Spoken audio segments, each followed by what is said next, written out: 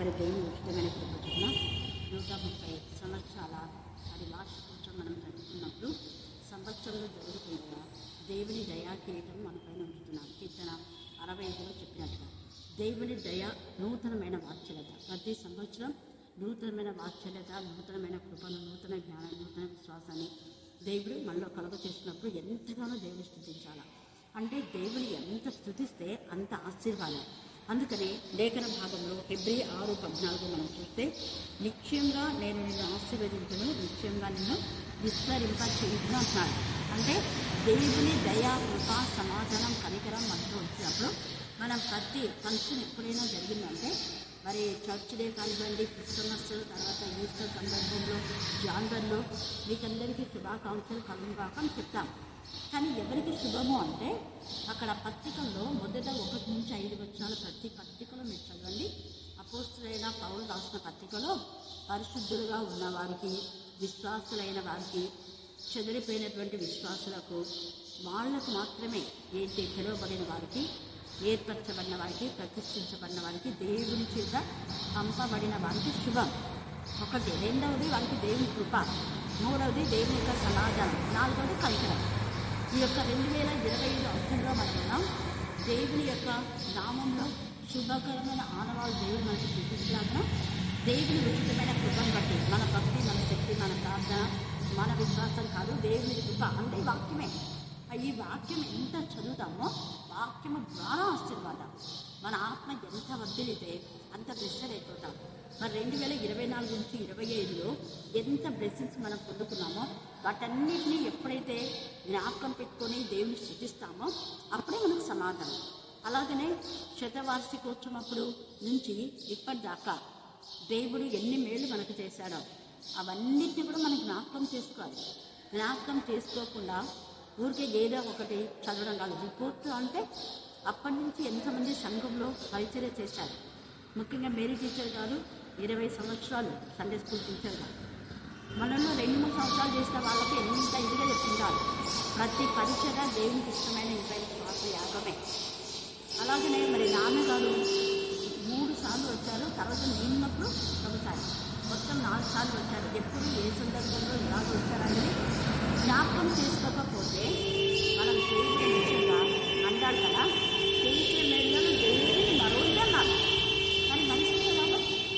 అలాగని ఎవరెవరు సంఘంలో పరిచయం చేశారో వాళ్ళని గుర్తు చేసుకోవాలి. పూర్వ మంది ఇప్పుడున్న వాళ్ళం కాదు. ఇప్పుడున్న వాళ్ళు చేస్తున్నారో అందరికి తెలుసు, ఇప్పుడున్న వాళ్ళు చేసేది వాళ్ళకి తెలుసు. కానీ పూర్వం జరిగినటువంటి విషయాలు తెలియదు. పూర్వపు సంగతిలోనే మీరు తెలియచేయండి అన్నారు. అందుకే యెషయాలు కూడా 51లో నీతిని అనుసరించుతూ యెహోవాను వెదుకుతూ ఉండు వాళ్ళారా నా మాట వినుడి. అంటే దేవునిది భయభక్తి కలిగి నీతిగా నిజాయితీగా ఉండేవాళ్ళు పూర్వ మంది మనకు సహాయం చేశారని గుర్తిస్తుంటారు. ఎప్పుడో చేసిన చెంచమ్మ ఆమె గురించి జాగృతి అనే ఆ పుస్తకంలో ఎవరు రాస్తారంటే మా యొక్క సహోదరి సౌజన్య తెలుగులో రాసింది. అప్పుడు ఇంగ్లీష్లో మేము చదువుతున్నాం.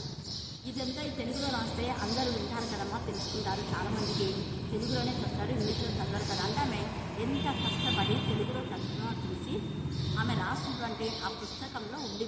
మరి ఆమె గురించి గుర్తు చేసుకున్నావా? సౌజన్య ఇక్కడ వచ్చి స్పీకర్గా వచ్చింది. తను పిలిపించాం. నేను ఎప్పుడు ఎవరిని పడితే వాళ్ళని పిలిపించాను.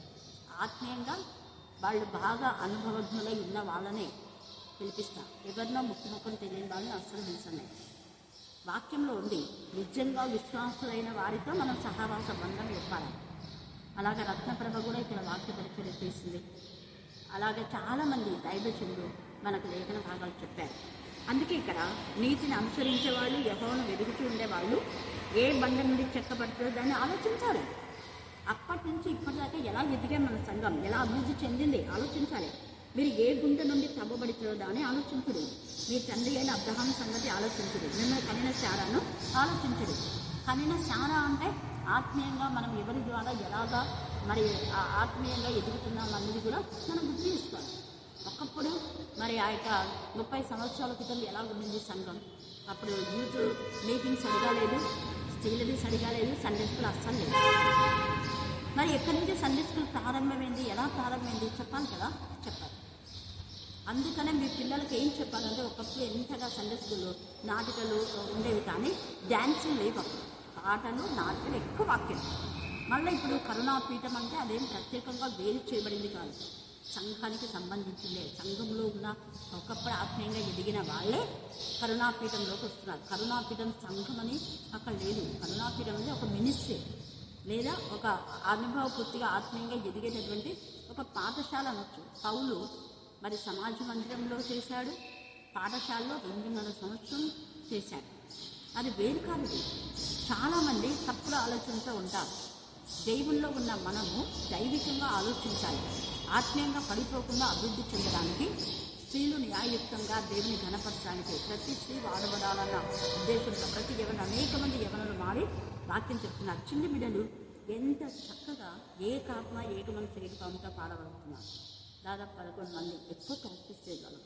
ఏదో ఒక 2 సార్లు పాడితే ఇది ఇలాగా అని చెప్పడం ద్వారా వాళ్ళు ఎంత చక్కగా అనేక మంది వింటూ దేవుని మహిమపరుస్తున్నారు. ముఖ్యంగా అన్ని జనులు. మనం ఎక్కువగా సంఘంలో సంఘ ప్రతిష్టప్పుడు చెప్పవలసింది ఏంటంటే ఎంతమంది ఏ సంవత్సరం రక్షణ పొందారు అనేది. నామకాస్తే బాప్తిజం తీసుకున్న వాళ్ళ గురించి కాదు, నిజంగా ఆత్మీయంగా రక్షణ పొందేవాళ్ళు. గూడూరు సంఘంలో నేను వచ్చిన 35 సంవత్సరాల్లో ఏ ఒక్క హిందువులు కూడా బాప్తిజం తీసుకోలేదు, అంత హిందూ కూడా లేదు. మరి అలాంటిది తండ్రి కుమార నామం పేరట మరి బాప్తిజం తీసుకొని రోషం గల దేవుని బిడ్డలుగా గూడూరు ప్రాంతంలో ఉన్న అక్క కుటుంబం అంతా, ఆమె కొడుకు, ఆమె అత్తగారు ముగ్గురు బాప్తిజం తీసుకున్నారు. వాళ్ళు హైందవ సంబంధమైన ఏది మాకు వద్దన్నారు. క్రీస్తు సంబంధమైంది ఏదైనా అది మాకు కావాలి. మీరు యేసు ప్రభు నామంలో విశ్వసించినాడు, క్రైస్తవులు చేరినారు కాబట్టి మీకు మా యొక్క తరపున, మా యొక్క సంఘం తరపున వచ్చే లోన్లు రావన్నారు. వద్దన్నారు వాళ్ళు. మా సంఘం ఏమి మీకు ఉపయోగపడదు, ఏమి కూడా మీకు సపోర్ట్ చేయమంటే చేయకపోయినా మాకు దేవుడు చేస్తాడన్నారు. అట్లాంటి వాళ్ళను మనం చేస్తున్నామా లేదే? అందుకనే దేవుడు ఆత్మలో ఎదిగేవాడిని. ఒక ఆత్మ రక్షించబడితే పరలోకమందు దూత సైన్య సమూహంలో అక్కడ ఆనందిస్తున్నారు. మరి ఇక్కడెక్కడ ఉంది ఆనందం? ఇక్కడ ఎంతసేపు ఎంజాయ్మెంట్, ఎవరికి వాళ్ళు గొప్పలు చెప్పుకోవడం. గొప్పలు కాదు. ఎవరు ఆత్మీయంగా మారారు, ఆత్మీయంగా ఎదిగారు, ఆత్మీయంగా నడుస్తున్నారు, యథార్థిగా, నీతిగా, నిజాయితీగా, పరిశుద్ధంగా మందిరంలో ఎవరు పరిశుద్ధపరుస్తున్నారు అన్నది ముఖ్యం. మందిరంలో ఎవరు అపవిత్రపరుస్తున్నారు తెలుసు. ఎవరు అపవిత్రం చేస్తున్నారో, ఎవరు పరిశుద్ధపరుస్తున్నారో అని చెప్పి తెలిసినప్పుడు అపవిత్రపరిచే వాళ్ళని ఖచ్చితంగా గద్దించాలి, చెప్పాలి, సరిచేయాలి. ఇది పరిశుద్ధ మందిరం, దీన్ని పరిశుద్ధంగా ఉంచాలని ఊరికే నోటి మాటతో చెప్పడం కాదు. క్రియాపూర్వకంగా వాళ్ళు హెచ్చరించి గద్దించి సరిచేయాలి. ముఖ్యంగా ఇప్పుడున్న సెక్రటరీ ఒక మంచి ఆలోచన, ఎక్కడ సంఘాలు లేవో అక్కడ కట్టాలి. అది నేను చాలాసార్లు చెప్పాను. ఇప్పుడు కూడా ఖానాపురంలో లేదు, ఇక్కడున్న గూడూరు దగ్గరున్న ఖానాపురంలో సంఘం లేదు. అలాగనే కనుగొండ దగ్గర కూడా ఒక ఖానాపురం ఉంది, ఆ ఖానాపురం అక్కడ కూడా లేదు. ముందు సమీపంలో ఉన్న వాటిని కూడా మనం చూసుకోవాలి కదా. ఎక్కడెక్కడనో కట్టం కాదు, ఇక్కడ ఉంటే ఎప్పుడంటే ఇప్పుడు మన పిల్లలపై వాక్యం చెప్పవచ్చు. కాబట్టి సంఘాలు లేని చోట సంఘాలు కట్టి దేవుని మహింపరిచి ఘనపరుస్తాం. దేవుని చిత్తానుసారంగా దేవుని నామ ఘనత నిమిత్తమై మరి అనేక సంఘములు కట్టబడు కాక, సంఘముల కంటే ఆత్మ సంఘం కట్టబడాలి. మన హృదయం కట్టబడాలి. 4 గదులు సరిగా ఉన్నాయి కదా, 4 గదులు ఆత్మీయంగా లేకపోతే కొలాప్స్ అయిపోతాయి. ఆత్మ సంఘమే కరుణకు తీర్చబడేది. నిర్దోషమైన సంఘం, నిష్కళంకమైన సంఘం, దేవునికి మహిమకరణ సంఘం, దేవుని కొనియాడే సంఘం, దేవుని స్తుతించి మహిమపరిచి దేవుని నామంలో అన్ని జనులలో ఏ సంఘం అయితే మహిమగా ఉంటుందో ఆ సంఘాలే ఎత్తవస్తాయి. 4 గోడలు కాదు. సంఘం అంటే మన జీవితం, మన కుటుంబాలు, కుటుంబం అంతా మన దేవుని సన్నిధిలో ఉండాలంటే దేవునికి లోబడే. అందుకే యేసయ్య జననం జరిగింది. అలాంటప్పుడే దేవుడు మనల్ని ఆశీర్వదిస్తాడు. మరి కాబట్టి పూర్వకాలంలో జరిగిన సంగతులు మనం జ్ఞాపకం చేసుకోవాలంటే గత సంవత్సరాల్లో ఎంతమంది మారారు, నిజంగా ఎంతమంది వాడబడుతున్నారు అని మన ఆత్మ పరిశీలన చేసుకొని దేవునికి మహిమకరంగా రానున్న సంవత్సరాల్లో దేవుని నామ ఘనత నిమిత్తమే మనమందరం కూడా వాడబడాలని ఈ వాక్యం ద్వారా దేవుడు మనతో మాట్లాడుతున్నాడు. దేవునికి స్తోత్రం. దేవుడు ఈ లేఖన భాగం దీవించి ఆశీర్వదించుగాక. ఆమేన్ ఆమేన్ అని ప్రార్థన చేసుకుంటాం.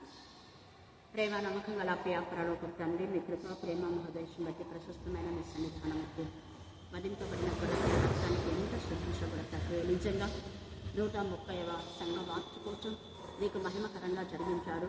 మరి సంఘంలోకి ఎంతమంది సేవకులు వచ్చారు, వారు గొర్రెలు కాయటానికి, గొర్రెలు మేపడానికి మబ్బు చాట్లో ఉన్న గొర్రెలు మందలో చేర్చడానికి, పడిపోయిన వారిని లేవనెత్తడానికి, కుంగిపోయిన వారిని లేవనెత్తడానికి, బలహీనులు బలపరచడానికి, శక్తిహీనులను శక్తివంతులుగా చేయడానికి, అనేక ఆత్మలు నిజంగా దేవ వాక్యానుసారమైనటువంటి మామూలు మనసు విషయమైన బాప్తిజం తీసుకునేలాగా ప్రయత్నించడానికి ఒక మంచి కాపరుగా ప్రతి సేవకుని మీరు వాడుకోండి. ప్రతి విశ్వాసి నీ కాపరే దేవా. నేను ప్రేమించే వారందరూ కూడా గొర్రెలు కాయాలి, మేపాలి.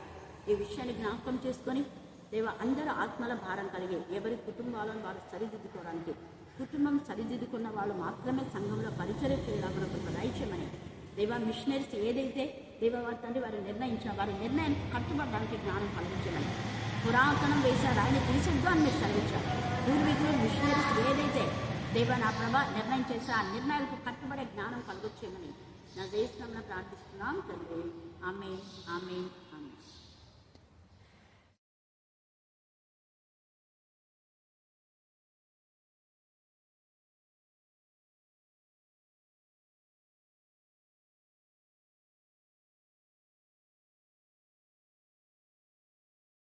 చేయండి. వాక్యంలో మీరు మార్చండి. వాక్యం బయలు వెళ్ళించినప్పుడే ఆత్మీయ మానసిక శారీరక రుగ్మత నుంచి విడిపించమని ప్రార్థిస్తున్నా దేవా. ఎప్పుడు వాక్యం విన్నా నూతన బలాన్ని, నూతన శక్తిని, నూతన ఉజ్జీవాన్ని మీరు కలుగజేయమని ప్రార్థిస్తున్నాం. మార్పు దయచమని ప్రార్థిస్తున్నాం. నానాటికి మీలో ఎదగడానికి ఎదిగే జీవితం కలుగజేయమని ప్రార్థిస్తున్నాం. నిర్మలమైన కాలువలను ఉదక స్నానం చేయబడడానికి ఆత్మకు, మనసుకు, శరీరైన కల్మషం నుండి మీరే ప్రతి బిడ్డను పవిత్రంగా చేయమని ప్రార్థిస్తున్నాం. నమ్మదగిన దేవా, పరిశుద్ధత నుంచి అతి పరిశుభ్రానికి మేము నడిపించమని ప్రార్థిస్తున్నాం. ప్రతి దినం నూతన ఆత్మని మీరు కలుగజేయమని ప్రార్థిస్తున్నాం. నూతన హృదయాన్ని మీరు కలుగజేయమని ప్రార్థిస్తున్నాం. రాత్రి కూడా లయపరచని ముఖ్యంగా రాత్రి హృదయాలతో మీరు మాట్లాడే దేవుడుగా ఉన్నందుకు మేము స్తుతిస్తున్నాం. ఎవరి పాపం వాళ్ళని పట్టుకోనక ముందే దేవా చెడులను ఆశ్రయించుకొని విసర్జించి దేవా వాటి నుంచి విడుదల పొంది ఇక మీద చేయకుండా ఉండే జ్ఞానం కలుగజేయమని ప్రార్థిస్తాం. మీ సన్నిధిలో మేము చేసిన నిబంధనకు నాదని కట్టుకొని నిబంధన జనులుగా ఉండటానికి మీ కృపాసాన్ని దయచేయమని ప్రార్థిస్తాం. దేవా ఈ వాక్యం అందరి జీవితాల్లో మీరు పరిపచేసినందుకు నేను స్తుతిస్తూ బొమ్మలు మాటలను మీ చేతకే సమర్పిస్తూ చిన్న బిడ్డల అనుదినము వాక్యములలో ఎంతగా ఎదుగుతున్నారు, పాడుతున్నారు దేవా. చక్కగా నేను కనపరుస్తున్నారు తండ్రి. ఆత్మతో సత్యంతో ఆరాధించేటటువంటి మనసు చిన్న వయసులో బిడ్డలకు మీరు ఇచ్చినందుకు మేము స్తుతిస్తూ ప్రార్థిస్తున్నాం తండ్రి. ఆమేన్, ఆమేన్, ఆమేన్. దేవుని మహిమపరుస్తున్నారు, స్తుతిస్తున్నారు. ఇంత చిన్న వయసులో వారి పాటలు దేవునికి ఇంపైన శ్వాస యాగం అన్నారు. చూడండి ఎంత చక్కగా. దాదాపు 10-11 మంది ఏక కంఠంతో, పెద్ద ప్రాక్టీస్ కూడా వాళ్ళకు లేదు. కారణం ఏంటంటే దేవుని ఆత్మ మనం నడిపించినప్పుడు మనం ఏకాత్మ, ఏక మనసు, ఏక భావం కలిగి ఉంటాం. ఎలా ఉంటాం చెప్పండి? మళ్ళీ చెప్పాలి. ఏక మనసు ఎప్పుడు ఉంటది? ఏకాత్మ, ఏక మనసు, ఏక భావం ఎప్పుడు ఉంటుంది? ఇప్పుడు చెప్పినాం కదా, దేవుని ఆత్మతో అనుసంధానమైనప్పుడు. అంటే అనుసంధానం అవడం అంటే ఆత్మ విషయాల్లో ఆసక్తి ఎప్పుడైతే ఉంటుందో అప్పుడు వేరే వేరే ఆలోచనలు ఉండవు. ఒకరు చెప్తే దానికి అందరు ఏకీభవిస్తారు. అప్పుడు ఏకాత్మ. అది సంఘంలో, సమాజంలో, కుటుంబంలో లేదా ఉపాధ్యాయుల రీతిగా. ఉపాధ్యాయులు అయితే మేము ఇక్కడ 8 సంవత్సరాలు అక్కడ బాయ్స్ స్కూల్లో ఒక్కరు ఏదైనా కానీ చెప్పినామంటే అందరం ఓకే అని చెప్పారు. ఎప్పుడు దానికి నీ తలగా నీది, నా తలగా నాదని 10 మందిని 10 చెప్పాం. నేను ఏదైనా ఓకే చేసినంటే మిగతా టీచర్స్ అంతా ఓకే అంటారు. నాకు ఏదైనా డౌట్ వచ్చింది అనుకో, అక్క చెప్దాంలోనే మీరతో చెప్తాను. ఇంకా కొంతమంది సరోజ టీచర్ ఇలా చేద్దామా, ఓకే ఓకే. వాళ్ళు ఏదైనా దానికి మళ్ళీ సజెషన్ ఇస్తానంటో ఓకే ఓకే ఇట్స్ రైట్ అంటాం మళ్ళీ వెంటనే. ఎప్పుడే కూడా దురాత్మ ఉంది అంటే దురాత్మ ఎప్పుడు మన మాటల్లో ఏకీభవించదు. మనకు చేసేది ఏది? ఇప్పుడు 38వ అధ్యాయం ఈరోజు చదివినామంటే మీరు ఇంటికి వెళ్తే చదవండి. చాలా మార్మికమైన విషయం. అపవాది దేవునితో ఉన్నంత వరకు దేవునికి విధేయత ఉంది. దేవుని నుంచి వేరైపోయినప్పుడు అంటే తలంపులలో ముందుగానే హృదయంలో ఆలోచించింది. దేవుడు అంటే ఏం నాకంటే ఎక్కువ, నేను దేవునికి ఈక్వలే కదా అన్న ఆలోచన బయటికి చెప్పరా, హృదయంలో వచ్చింది. హృదయంలో ఎప్పుడు ఆలోచన వచ్చిందో వెంటనే దేవుడు దానికి వేరు చేశాడు. అంటే అలా అయిపోయింది దాని బ్రతుకు. లూసిఫర్ మనసులో మనం చూస్తే ఇందాక పిల్లలు చెప్పినారు. యెషయా 14 చదవండి. యెషయా 14. అసలు పిల్లలు వాక్యాలు ఇప్పుడు నేను రాసుకున్నాను, ఎందుకంటే అది నాకు రిలేటెడ్ వాక్యం. తేజ నక్షత్రమా, వేకువ చుక్క కొస్తలేస్తున్నాడు. ఎప్పుడు పన్నాము అసలు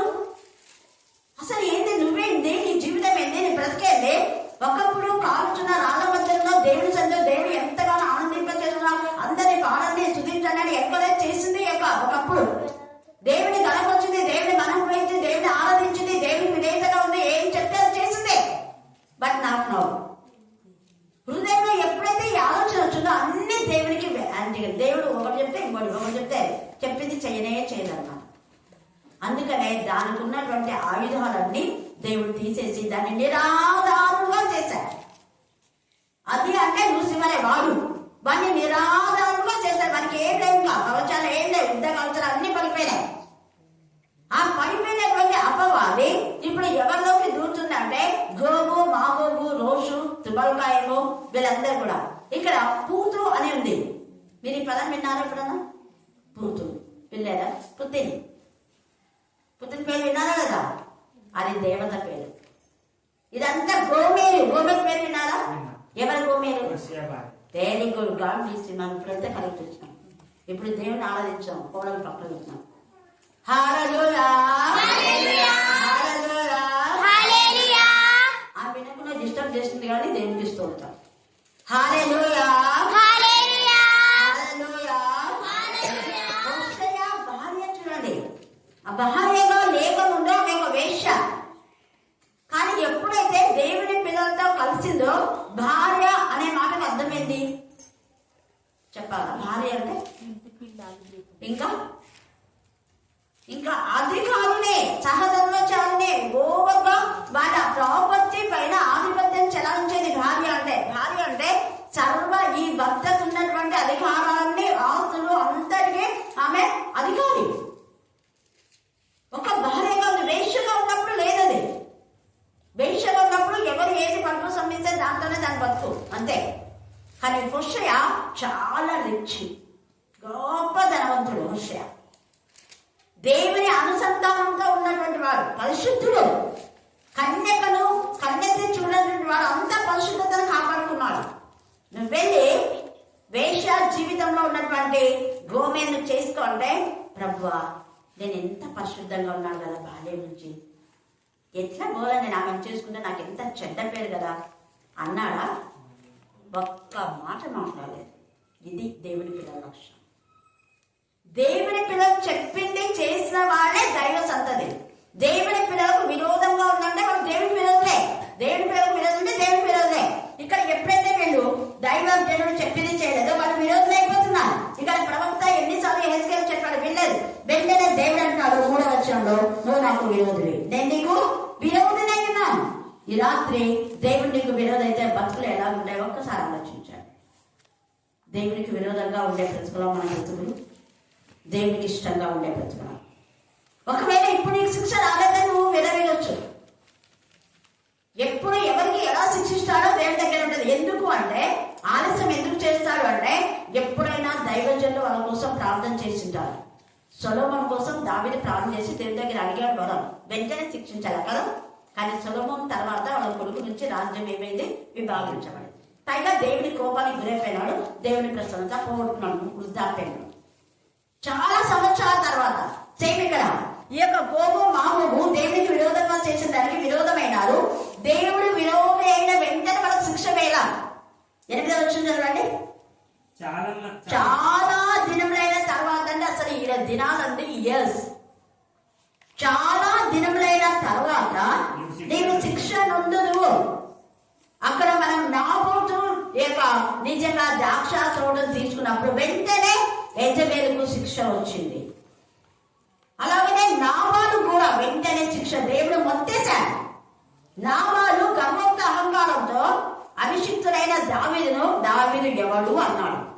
మేలు పొందుకొని వాళ్ళ గొర్రెలన్నీ కూడా వేరే వాళ్ళు తీసుకొని చంపేసి వాళ్ళంతా అపహరించాలని చూస్తే అంత పెద్ద గొర్రెల మందను వాళ్ళ కాపలను చంపి అవి తీసుకువెళ్ళాలి.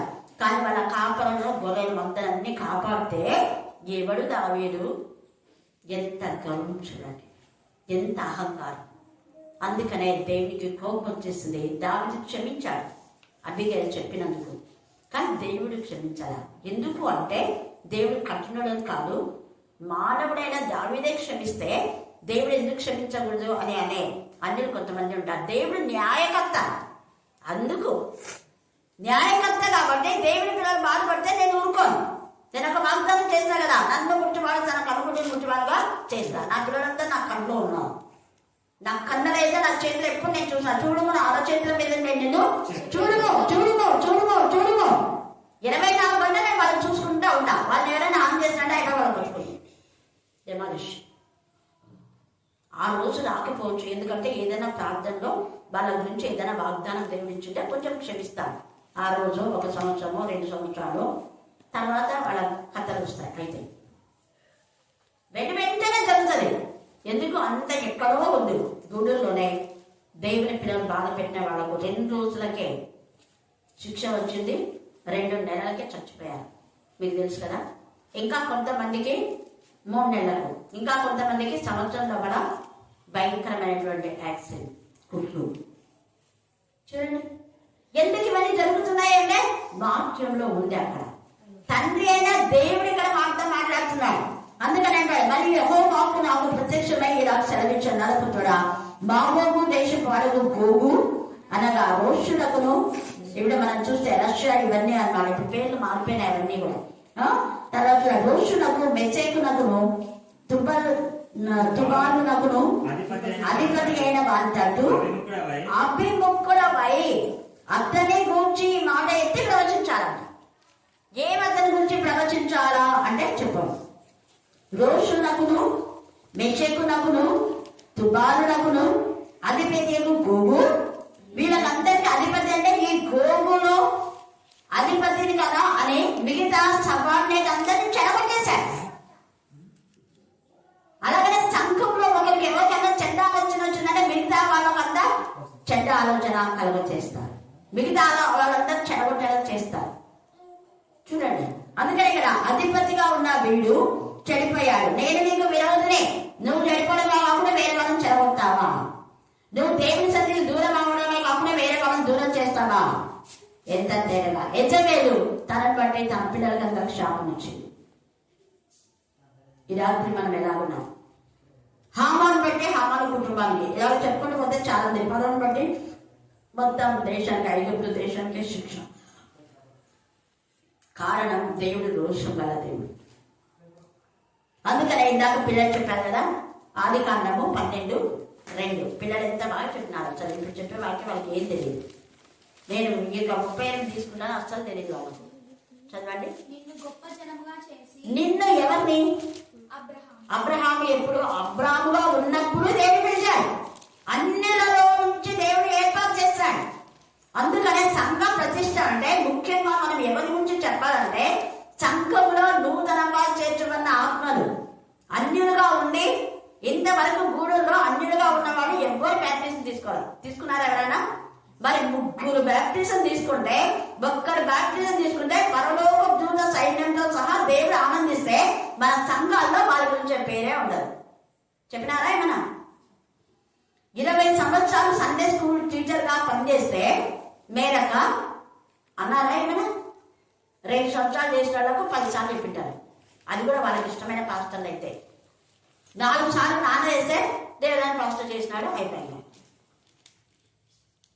ఏం చేసినాడు అనేది ఇంత నిజంగా ఎంత ఎలాగా మనం ఈ పిల్లలకు ఏం నేర్పించాలి? పిల్లలకు అది జాగృతి గృహ పుస్తకం ఇచ్చింది. అది ఎవరు రాసింది? మా సిస్టరే తెలుగులో అనువాదం చేసినందుకు ఇప్పుడు తెలిసింది. లేకుంటే ఎవరన్నా ఆమె చెంచమ్మ అనే టైం అన్ని రాదు, అది కూడా తెలియదు. ఆమె ఎవరు అంట. ఆమెకు అన్ని రాళ్ళు అనుకోని విధానంలో ఆమెకు అదే దొరసానమ్మకు ఏదో హెల్ప్ చేసింది. మరి వంట పని చేసిందో ఏం చేసిందో కలిసి కూర్చుందో మనకు తెలియదు. ఆమె కొంచెం మారి అందరికీ చెప్పిందంట. నువ్వు ఇంటింటికి వెళ్ళి చెప్తే నీకు ఆశీర్వాదం అన్నందుకు భయపడి, దొరసానమ్మకు భయపడి ఇంటింటికి వెళ్ళి చెప్పిందంట ఆమె. అప్పట్లో అన్నిలు ఎంత భయంకరంగా ఉన్నావు కదా, ఆమె ఎంత చిన్నదించుంటారో. అయినా కూడా మురికి వాడలు పోయి చెప్పిందామె. ఆ తర్వాత మరలా అన్యులు దేవుని మందిరంకి వచ్చింది అక్కమ్మక్క కుటుంబం. ఎంత దేవుని స్తుతించాలా. అలా మారిన ఆ అన్యులకు ఖచ్చితంగా బైబిల్స్ ఇవ్వాలి సంఘం. మన స్త్రీల సమాజం తరఫున మనం ఇచ్చాం. హల్లెలూయా, హల్లెలూయా. సంఘము అభివృద్ధి చెందిన దాన్ని బట్టి చెప్పాలి. చెప్పకపోతే దేవుడి కలుగుతాడు. ఇక్కడ అంటాడు అబ్రహామును అక్కడి నుంచి పిలిచాడు, వచ్చాడు, దేవుని మాట విన్నాడు, అందుకనే ఆశీర్వాదం. 2వ వచనం, నిన్ను ఆశీర్వదించి. ఎందుకు ఆశీర్వదిస్తున్నాడు అబ్రహాం అంటే అందరూ వదులుకొని దేవుని పైన ఉన్నాడు కాబట్టి. మళ్ళీ వాళ్ళ అమ్మ ఇంటికి వాళ్ళ నాన్న ఇంటికి పోతాను అన్నాడా? అబ్రహాం పోయినాడా? లేదు. అందుకనే ఆశీర్వాదం. నువ్వు మళ్ళా మీ అమ్మ ఇంటికి, మీ నాయన ఇంటికి, మీ వాళ్ళు ఏమేమో చేస్తే దాని ఇంటికి నువ్వు పోయినా అనుకో, అక్కడ ఓర్పాకు వచ్చిన బతికే. ఓర్పా పేరు మళ్ళా ఉందా? లేదు. నాశనమే కాదు.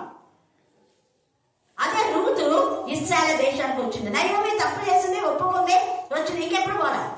మానవ నైజం తప్పు, కానీ దేవుడు అన్నాడు వాళ్ళ వైపు తిరిగి తప్పు ఒప్పుకుంటే క్షమిస్తాడు. పేతురు ఏసై వైపు తిరిగి తప్పు ఒప్పుకున్నాడు. ఏసై కూడా పేతురు చూశాడు. ఇస్కరియోతు యూదాను చూడలేదు. ఇస్కరియోతు యూదా రాలేదు, ఒప్పుకోలేదు కూడా. ఒట్టి పశ్చాత్తాపం దేవుడికి నచ్చదు, అది వేషధారణ అవుతుంది. ఆ డబ్బులు తెచ్చాడు, కుమ్మరిచ్చాడు, అయిపోయి ఇవెందుకు మాకు అన్నాడు.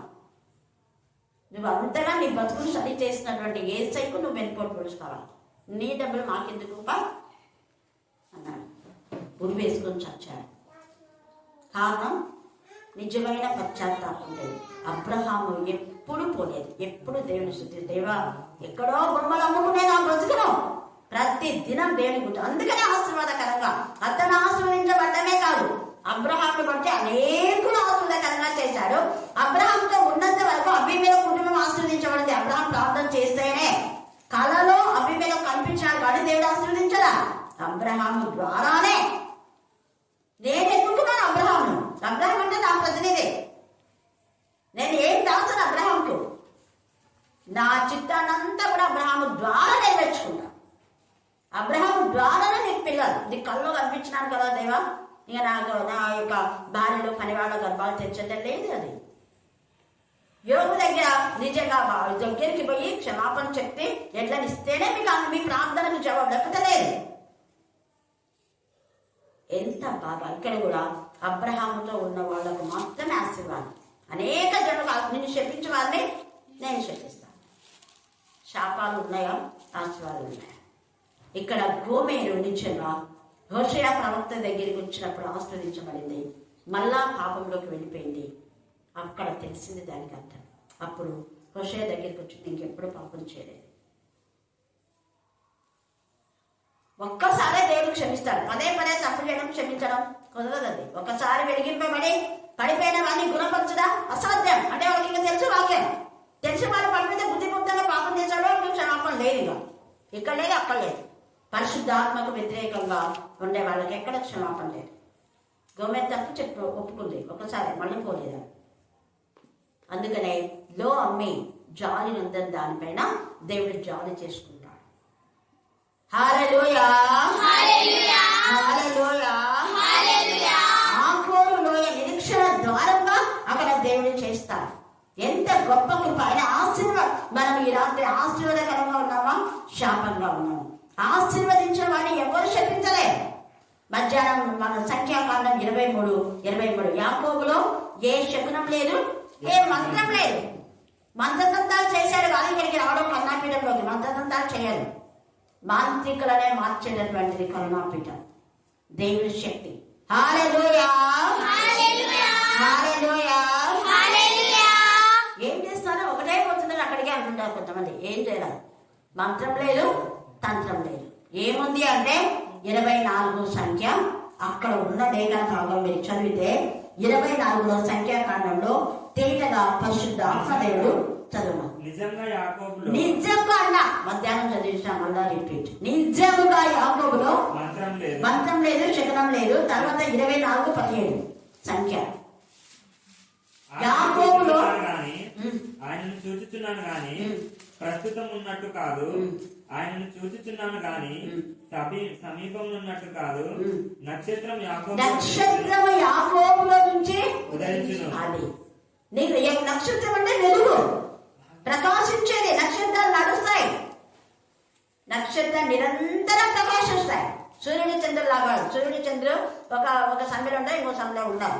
నక్షత్రాలు అలా కాదు, నిరంతరము ప్రకాశిస్తారు. బుద్ధిమంతులైతే అనేక మందిని దేవుని వైపు తిప్పేవారు ఆకాశ జ్యోతుల్లాగా వాళ్ళు వెలుగుతారు. వెలిగే జీవితం ఉంటది. మరి నీ జీవితాన్ని నువ్వే వెలుగు చేసుకుంటున్నావా, చీకటి చేసుకున్నావా? చాయిస్. శాపము ఆశీర్వాదం రెండు నీ మీద ఉన్నాయి, నువ్వే తీసుకో.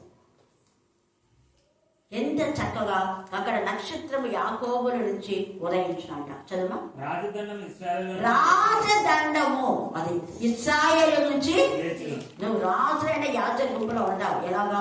దేవుడి ద్వారా అనుసంధానం, పరిశుద్ధుల సహవాసం, నీతిమంతుల సహవాసం, విశ్వాసుల సహవాసం, యథార్థవంతుల సహవాసం, సత్యవంతుల సహవాసంలో ఉంటేనే సత్యము అనుసరించి మనం నడవాలి. సత్యం అంటే వాక్యమే.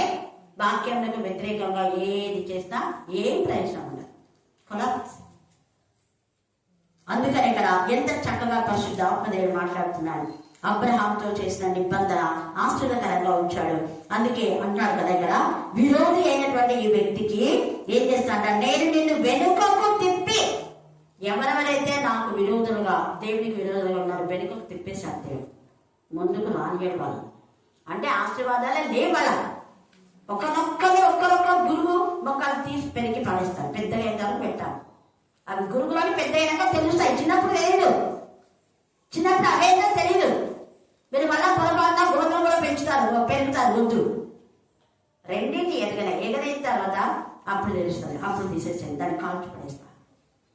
బాగా గుర్తించవచ్చు. అప్పుడు పాపం నీలో కనపడే వరకు నువ్వు ఎంత బాగా నటించావు అంటాడు కదా, అలాగా.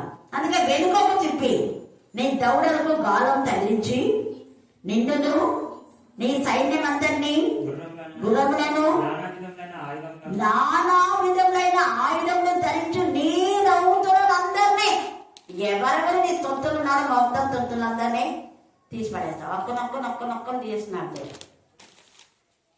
ఎవరన్నారు మొన్ననే? ఎందుకు అని చెప్పడమని చెప్పారు. అస్సలు ఒక్కరి కూడా లేకుండా అందరినీ ఏమకాడని తీసి పడేస్తున్నాడు. తీసేస్తాడు దేవుడు అంతే. పెళ్ళిళ్ళయ్యే ఉద్యోగాలు పోతుంటా. అవునా మన హల్లెలూయా అలా ఏదో ఒక దాంట్లో దేవుడు దూరం చేస్తాడు.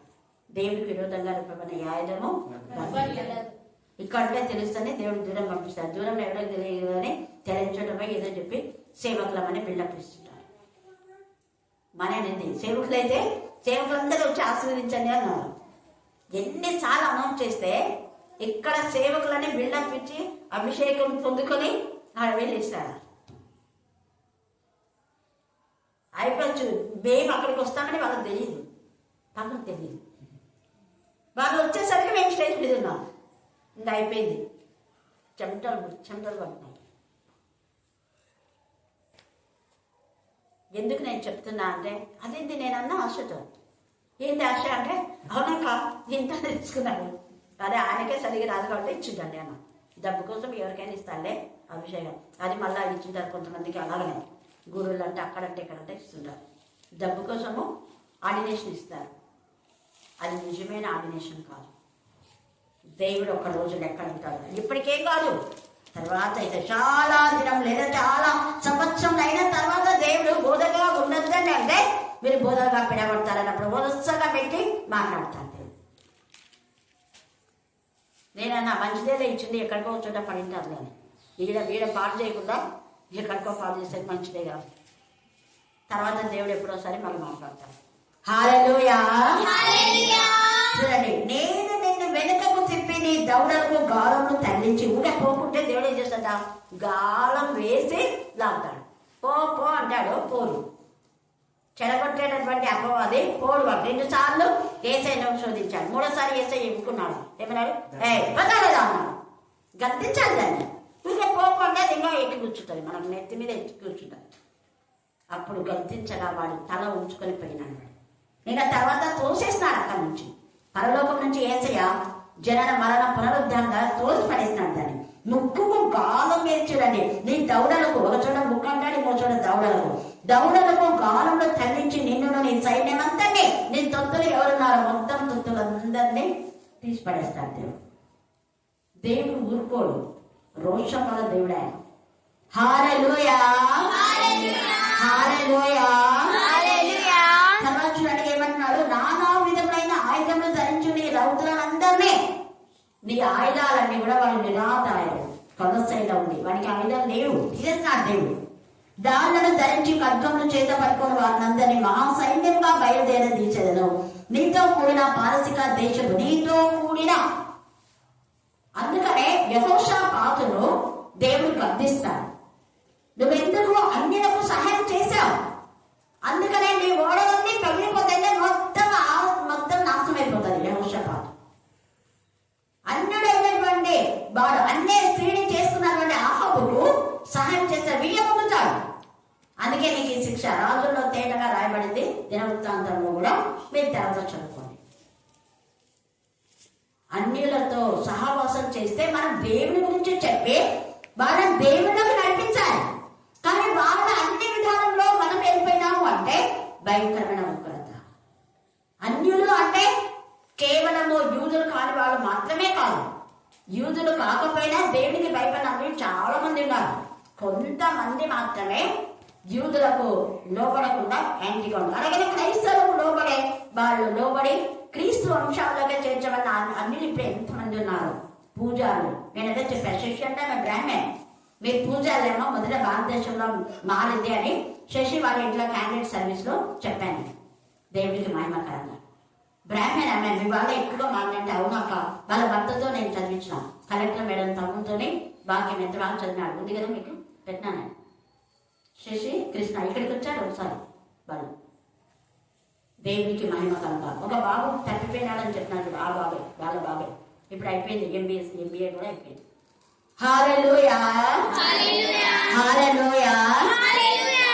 నీతో కూడిన పాస్టిగా తెచ్చి వారిని కూర్చీలో పూట వాళ్ళందరినీ దాళ్ళను చేస్తాను ధరించి వాళ్ళందరూ నేను బయలుదేరితే అందరూ వచ్చి ఒకే చోట ఇక ఫరో వాళ్ళందరూ కలిసి సైన్యంతో పాటు వాళ్ళ గుర్రాలు, రథాలు, వాళ్ళ ఆయుధాలు అన్ని మొత్తం ఎర్రసుందులో పడిపోయినాయి. ఒక్కరు కూడా ఉండద్దు. అందరూ ఇస్రాయేల్ అంతా నాశనం చేద్దామని కొంతమందిని తీసుకొని పోయేవాళ్ళు, వేరే వాళ్ళతో యుద్ధం చేస్తారు. కానీ ఇప్పుడు ఇస్రాయేల్ నాశనం చేయడానికి మొత్తం పోయినారు. అందరు చచ్చారు, ఎవ్వరు లేరు. కేవలం స్త్రీలు విధవరాణులుగా మిగిలినారు. విధవరాణులైన స్త్రీలు. ఈ యొక్క సమయమందు మన బ్రతుకులో మనం ఎలా ఉన్నాం? ద్వితీయోపదేశ కాండం 22:11. ద్వితీయోపదేశ కాండం 22:11. ఉన్నియు జనపనారయు కలిపి నేసిన బట్టను వేసుకొనకూడదు. దేవునికి ఇష్టమైన బిడ్డలు ఉన్ని జనపనార అంటే నువ్వు ఉంటే జనపనారగా ఉండు, ఉంటే ఉన్నిగానే ఉండు. ఉంటే దేవునిలోనే ఉండు, ఉంటే లోకంలోనే ఉండు. నువ్వెచ్చని జీవితం ఉంటే ఉన్ని వేస్తాను. ఉన్ని జనపనార కలిసి వస్త్రంలో వేసుకోకూడదు. అలాగనే స్త్రీలు పురుష వేషం వేసుకోకూడదు, పురుషులు స్త్రీ వేషం వేసుకోకూడదు. కనుబొమ్మలు కత్తారించుకోకూడదు. కన్నులు నెత్తికెక్కిన వారి తలము కలదు. పాడతారు, ప్రార్థన చేస్తారు, వాక్యం చెప్తారు, కనుబొమ్మలు కట్ చేసుకునే వాళ్ళు చాలా మంది ఉన్నారు స్పీకర్స్. నేను అదే అంట, నగలు వేసుకోకూడదు అని వాక్యం ఎక్కలేదు. అది మాత్రమే కాక అంటే ఎక్కువగా నగలకే నువ్వు ప్రాధాన్యత ఇవ్వద్దు అనేది వాక్యం. దేవునికి ఇవ్వకుండా మనం ఆర్నమెంట్ చేసుకోకూడదు. దేవునికి ఇవ్వాల్సిన సమృద్ధిగా ఇచ్చి మిగిలినప్పుడే, అది కూడా ఆర్నమెంట్ వేసుకోవడం కోసమే కాదు, వేరే వాళ్ళకు అవసరమైనప్పుడు మనం వాటికి సహకరించడానికి మాత్రమే ఆర్నమెంట్స్. బంగారం అంటే వేషధారణ కోసం కాదు బంగారం చేయించుకోవాల్సింది. అయితే వస్త్రాలు మళ్ళా అమ్మడానికి రావు. ఏవో కొన్ని వెండి జరి అట్లా ఉన్నాయి, వెండి జరి ఉన్నాయి మాత్రమే. మనం వాటికి 10,000 వస్తారేమో, 10,000 20,000 చీరలు కట్టాలి. మళ్ళీ ఏమని నగల మీద మాకేం ఆశ లేదండి, హృదయంలో ఏం ఆశ ఉందండి? చర్చి కట్టడానికి డబ్బులు కావాలనే ఆశ, బ్రిక్స్ కావాలి, ఐరన్ కావాలి, ఈ ఆశ ఉంది. ఇక్కడ ఏదో పెట్టుంటారు అంతా, అవి కూడా గోల్డ్వే ఉంటాయి. గోల్డ్ బటన్స్ చెప్పాలంటే చాలా ఉన్నాయి. ఇవన్నీ నేను చెప్పరా, వేరే వాళ్ళు చెప్పింటే నాకు పంపించినారు. అక్క వీళ్ళ బిల్డప్ చూడక్క, అది నాకు చెప్పకుండా మీరంటే మళ్ళీ తల్ల ముసుకేసుకోవాలని చెప్తారు. మళ్ళీ ముసుగు ఈ నుంచే ఉంటుంది, అది ఇక్కడికే ఉంటుంది. ఇది ఒక పిండి పెట్టింటుంది, అంత ఓచుకుంటుందా మీకు? ఇక్కడ ఉంటుంది, ఇంకా ఇంతే ఉంటుంది, మళ్ళీ ఇట్లా ఉండదు. చూసినారా మీరు? ఇంతే. ఏంది అది? ఎందుకు వేసుకోవాలా? వేసుకుంటే మంచిగా వేసుకో, లేదంటే వదిలేసాయి. పడే ముసుకుని పదే వేసుకోకంటే మీరు ఒక్కొక్క దేవుడు ఏమన్నాడు? నీ శరీరాన్ని కప్పుకోమన్నావు. దేవునికి మహిమకరమైన విధానంలో మనం ఉండాలి. మనం ఏం చేసినా దేవునికి ఘనంగా మర్యాదగా ఒక్కరిది తీసుకొని మనము ఎంజాయ్ చేయడం కాదు. ఒక్క దాంతో మనము ఆర్నమెంట్ తీసుకున్నా, చీరలు తీసుకున్నా, ఇంకా ఇల్లు కట్టుకున్నా, చర్చి కట్టినా కూడా నాకు తెలిసి దేవునికి మహిమగా ఉండాలి. మన కష్టార్జితం వాళ్ళ ప్రాపర్టీ అమ్ముకొని చర్చి కట్టు, ఎవరుందంటారు? పేదవాళ్ళ సొమ్మును దోచుకు. ఇప్పుడు ఎవరు చూడు చర్చి కడుతున్నాం డబ్బులు వేయండి. ఎక్కడ చూడు ఇదే అయిపోయింది. వాళ్ళు కట్టినారు కాబట్టి ఇమిటేషన్, వాళ్ళని చూసి వీళ్ళు కడతారు. చర్చి కడితే డబ్బులు ఎక్కువ వస్తాయి, దాంట్లో సగం మనం మింగొచ్చు, సగం కట్టవచ్చు. నువ్వు కట్టినాక నువ్వు ప్రాణం చేస్తే నీకు దేవుడే ఇప్పిస్తాడు. ఒకవేళ అవసరం అయితే నీ ప్రాపర్టీ నువ్వు వేస్ట్ చేసినావంటే దేవుడు ఎప్పుడో గుర్తుంచుకోడు. హల్లెలూయా, హల్లెలూయా. మారనాథ చర్చికి ఎప్పుడు నాన్న వసూలు చేయలేదు, మేము ఇక్కడ ఎప్పుడు వసూలు చేయాలి. అలాంటి వాళ్ళదే ఆశీర్వాదం. అదే ఆశీర్వాదం అంటే. ఆశీర్వాదం అంటే ఒక్కరి దానితో మనం చేసేది ఏం ఆశీర్వాదం అంటే? మనకు ఆశీర్వాదం రావాలంటే ఇతరుల దాన్ని ఆశించకుండా ఒకరు ఏదైనా చనిపెట్టాలి, మనం దేవుడికి ఏదో ఒకటి చేసేసాను. ఎవరైనా మనకి ఇచ్చినా అంటే దానికి ఏదో ఒకటి వాళ్ళ దాని మీద గుర్తుగా. హల్లెలూయా, హల్లెలూయా, హల్లెలూయా. అందుకనే ఇక్కడ నీవు సిద్ధపడి నీతో కూడా కలిసిన సమూహం అంతాన్ని సిద్ధపరచుకో. వారికి నీవు కావలే ఉండగలవు. చాలా దినములైన తర్వాత నీవు శిక్ష పొందుదు. ఇప్పుడు రాకపోయినా ఏదో ఒక రోజు శిక్ష వస్తుంది. శిక్ష రాకముందే పేదలు ముందే పశ్చాత్తాపన్నాడు. ఇస్కరియోతు యూదాలా కాదు. ఒక్క నిమిషమే యేసయ్య అంటే ఎవరో చెప్పినందుకు చచ్చిపోయి వరకు కుమిలి ఏడ్చారు. కాబట్టి మనం చేసిన మేలను మరొక దేవుని స్తుతిస్తే మనం దేవునికి విరోధులుగా ఉంటాం. దేవుడు మనకు విరోధి అయితే మనం బతుకులు నాశనం. అలా కాకుండా దేవునికి ప్రశస్తమైన బిడ్డలుగా ఉండడం చాలా ఉంది, టైం లేదు. దేవుడు ఈ లేఖన భాగాన్ని దీవించి ఆశీర్వదించుగాక. ఆమేన్, ఆమేన్, ఆమేన్.